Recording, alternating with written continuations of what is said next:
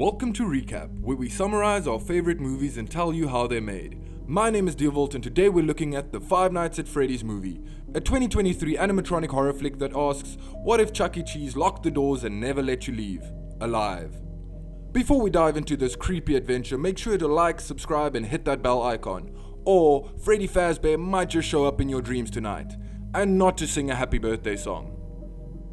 So grab your flashlight and stay close to the security cameras. We're clocking in for the night shift at Freddy Fazbear's Pizza, and things are about to get dangerous. Why does this movie exist? Five Nights at Freddy's isn't just a movie. It's the film fans have been begging for since 2014. What started as a low-budget indie horror game with creepy animatronics and security cameras turned into a global phenomenon. The lore, insane. The fanbase, obsessed. After nearly a decade of rumors, rewrites and Reddit theories, Blumhouse finally brought Freddy and the gang to the big screen. With a budget of $20 million, it clawed its way to over $290 million worldwide. That's not just success, that's the Fazbear fever. What is Five Nights at Freddy's? Before we jump into the movie, let's talk about the beast behind the buzz. Five Nights at Freddy's isn't just a horror game, it's a full-blown internet empire.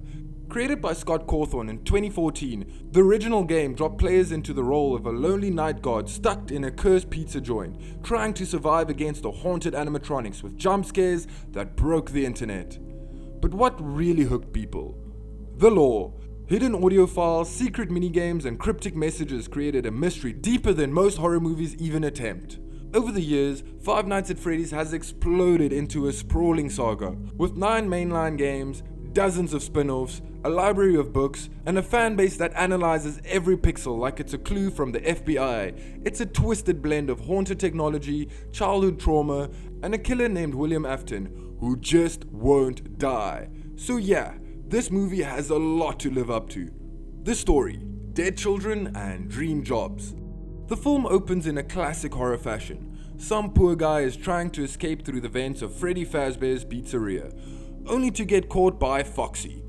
The guy gets brutally spring-locked into a suit in a sequence that is as painful as it is foreshadow heavy. One kill in and we're already setting the tone. Then we cut to a bunch of creepy kid drawings taped all over the walls, establishing that this family-run center might be less Chuck E. Cheese and more Children of the Corn. Something I really appreciate is that for the intro credits, they used this pixel art game animations.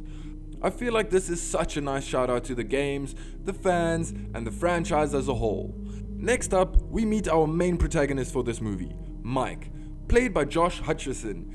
He's a deeply troubled guy trying to hold down a job while caring for his little sister Abby. Mike's haunted by the trauma of his younger brother Garrett's abduction, which he relives in his dreams using sleeping aid pills. Yes, this man medicates to access lucid nightmares. Bold choice. Mike's parenting skills are questionable, but he's doing his best. Unfortunately, that's not enough for his Aunt Jane. She's a walking custody battle who wants to take Abby away so that she can collect the state benefits. She's got some real Karen energy. Mike ends up unemployed after attacking a mall customer he thinks is kidnapping a child. In reality, it was probably just the dad. Smooth move, Mike. Next, we jump to a shot of Mike sitting at the work recruitment office. And with him looking after his sister, he needs a job and he needs it now. He's desperate for work and ends up meeting a career counselor named Steve Raglan, played by the one and only Matthew Lillard, who's doing a perfect blend of charming and menacing. Raglan offers Mike a sketchy job, night guard at a long-abandoned pizzeria. Cue the ominous music. At first, Mike declines the offer because he can't work night shifts. Probably because he looks after his sister. Or maybe it's because he likes tripping balls at night. Mike goes to sleep and it seems like he's reliving a traumatic event in his dreams. And that event is his younger brother getting kidnapped. He chases the car down, but he is too slow. Why does it feel like Pooh, Blood and Honey 2 totally ripped that idea off from this movie? That's crazy. Come here, you fluorescent bitch. Next, we meet Mike's aunt. It seems like she is trying to get custody of Abby, and this aunt seems like the biggest Karen that you've ever seen. She fake cries, but no one is buying it. I think everyone hates her, and I do too. She continues to threaten Mike, saying if he doesn't give custody of Abby to her, that she and her lawyer will sue. And no offense, but this lawyer does not instill confidence. Mike doubts himself, but the social worker seems to believe in him. Do I sense a bit of chemistry between them? Maybe, I don't know. Anyway, she tells Mike that he needs to get a job if he wants to keep his sister. Night 1, the dreams begin. Mike accepts the job and heads to Freddy Fazbear's Pizzeria. Think 80s themed family arcade meets haunted house. The animatronics, Freddy, Bonnie, Chica, Foxy, and Balloon Boy. They're all rusted, creepy, and way too intact for a place that's been closed for decades. Anyway, the way Steve is telling Mike about the place feels very nostalgic to the manager phoning you in the actual game. Again, super cool of Blumhouse to pay such good homage to the origins.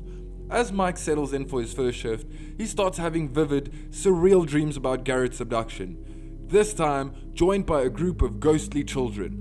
One of them always stands just a bit too far back, watching. Yeah, nothing weird about that. Mike survives the first night completely unscathed. Looks like he found a cheat code for the game. Sleeping. Night 2, body count incoming. We cut to what seems like the babysitter and her boyfriend, meeting with Aunt Karen and her bug-eyed lawyer. This is not good. It seems like the aunt has been paying the babysitter to try and find dirt on Mike. What a bitch. She sucks. The babysitter's boyfriend devises a plan. Him and some of his greasy-looking homies are going to trash the pizzeria, getting Mike fired. And all of this so that the aunt can get custody of Abby. But we all know she just wants that check from the government. Abby decides she is going with Mike to work, but she just acts annoying and gets her way. This is not going to end well. As per usual, Mike is sleeping at work and dreaming about his brother's kidnapping. We get it, he has issues. Again, we see the group of kids. Call me crazy, but I think these kids are actually Freddy, Chica, Bonnie, and Foxy. But there's one extra kid, not sure who he is. Balloon Boy? Springtrap? I guess we'll see later. Mike meets Vanessa, the local police officer. She seems nice. Too nice. I don't trust her. Vanessa turns on the animatronics, allowing Mike to finally meet them in their entertainment environment. They seem harmless, at least for now. Anyway, Vanessa seems way too into these robots. Maybe she has some kind of fetish for metal animals. Or maybe she's just a furry. Probably that. She tells Mike that kids have gone missing at the restaurant back in the 80s. And just like that, Mike survives another night. If this was the actual game, he would be crushing it. Next, the group of vandals show up, ready to trash the place. But the animatronics are aware that they're here, and they don't seem happy about their restaurant getting destroyed. What follows is a horror set piece straight out of the games. The teens break in at night, and one by one they get annihilated by the animatronics. Chica goes full psycho with her cupcake sidekick. Bonnie electrocutes Max's brother.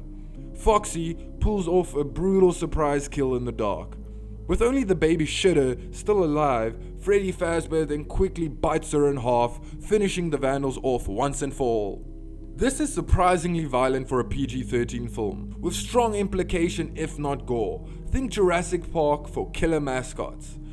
Vanessa shows up to tell Mike that the pizzeria got broken into, and that he is liable if he can't explain himself. Mike opens up to her about his brother and his abduction. We cut forward and Mike can't get a hold of the babysitter. Probably because she's been torn in two, but they don't know that yet. Abby goes to work with Mike, sleeping in his office while he cleans up the mess that the vandals made. Abby wakes up and explores the pizzeria. Mike takes another little PTSD nap. He then wakes up to Abby screaming. He rushes over in a panic to find the animatronic standing over her, but they are tickling her? She introduces all of the animatronics to Mike. He can't believe his eyes. Just like anyone would, Mike takes his sister away instantly. Mike does not have time for crazy shit.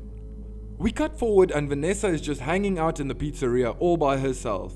She might be nice, but she is a horrible police officer. So instead of reporting any of this or just plainly getting out of there, they decide to build a fort with the animatronics. I feel like whatever happens to them from here on out, they deserve it. Also, Vanessa is kinda sus. Like, she knows way too much about this place, and her weirdness reminds me of Steve Raglan. This might be a premonition, but I have a feeling she's his daughter. Abby gets slightly electrocuted when she touches Bonnie's guitar. She survives, but Mike decides that they have to leave Freddy Fazbear's. The next morning, Mike wakes Abby up with bacon, only to break the surprise to her that she's going to be living with her Aunt Karen now. She yells that she hates him and then storms off. Cut to Mike picking up a prescription for more sleeping tablets before heading back to Freddy Fazbear's. Because you know, what's the best tool for dealing with murderous animatronics?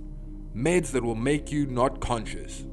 Mike once again has his PTSD dream, but this time, it's different. The animatronic ghost children wants to trade Abby for Mike's lost brother Garrett. Well, not really. Mike isn't actually getting Garrett back. He just gets to dream of getting him back. That's an absolutely terrible deal, ghost children. No deal. Mike wakes up inside of the deadly animatronic suit from the start of the movie. He barely escapes the machine, only to find the bodies of the dead vandals. In a panic, Mike tries to make his final escape, but Foxy catches him again. We cut back to Abby and Karen at the house. Freddy has shown up with the main ghost child. They secretly murder the aunt and lure Abby away. Law drop. The truth behind Freddy. Mike wakes up. Vanessa is busy bandaging him up. She finally spills the Faz facts. The animatronics are possessed by the spirits of 5 missing children, and the man who did it, who killed them and stuffed their bodies into the suits, was none other than William Afton, the original owner. Oh, and plot twist, Afton is actually Steve Raglan. Yep, Matthew Lillard's been the villain all along. Classic Scooby-Doo irony. And here's the kicker. Vanessa is Afton's daughter. She has been trying to stop him for years, burdened by the guilt and family secrets. I don't want to be that guy, but I told you. Final night, Springtrap rises. Mike rushes back to the pizzeria in order to save his little sister Abby. He sneaks into the pizzeria without drawing any attention and electrocutes Freddy and Bonnie. Meanwhile, Chica is leading Abby to her doom. Just as Foxy is about to catch Abby, Vanessa sweeps in and electrocutes the fox. Springtrap continues to beat Mike up, waking the stunned animatronics in the process. Springtrap reveals that he is Steve Raglan, and Steve Raglan is also William Afton. Sounds like he has some identity issues. You should talk to someone about that. Vanessa actually takes a shot at her dad, causing him to stab her. Yes, he stabbed his own daughter. Like, this man has some serious issues. I would love a documentary about his life. I bet there's a lot of weird stuff that happened there. Abby uses her drawings to convince the other animatronics that Springtrap / William Afton / Steve Raglan is actually bad, and they instantly turned on him. You want to tell me the thing standing between people dying and people not dying was a child's drawing? Anyway, Springtrap's suit malfunctions and crushes William Afton in the process. The movie ends with Springtrap being dragged into the shadows by the other animatronics, and Mike, Abby and Vanessa making a clean getaway. Cut forward in time, showing that Mike is still looking after Abby, who is doing really well. Mike stops at the hospital, where we see Vanessa is still alive, just in a coma. We cut back to Mike and Abby having dinner, and Abby just shows us that once again, she has not grown at all in this movie. She asks Mike if they can visit the animatronics that almost murdered them. I said it before and I'll say it again. Kids in horror movies suck. Suddenly, we're back at Freddy Fazbear's. Just before the movie cuts to black, we see Springtrap still alive being locked in the back rooms. Roll the credits and no post-credit scene this time. But the door is wide open for more movies. And with Five Nights at Freddy's 2 confirmed, you can bet we haven't seen the last of Freddy Fazbear and his crew. As for our review, we give this movie a 6.5 scary robot bears out of 10. Final thoughts. Should you watch it? Is Five Nights at Freddy's a cinematic masterpiece? No. But does it deliver creepy animatronics, childhood nightmares, and a faithful nod to one of the most iconic horror games of all time? 100%. It's eerie, nostalgic, and packed with just enough lore to keep the fans buzzing. And that's exactly why it works. If you've ever checked the cameras at 2 a.m. or jumped at the sound of static, this one's for you. What did you think of Freddy's big screen debut? Which animatronic creeped you out the most? Let me know in the comments, and don't forget to like, subscribe, and hit that bell so you don't miss any more creepy recaps like this. Stay paranoid and remember, if the animatronics start moving on their own, it's already way too late. Until next time, I'm Deervolt and this has been Recap.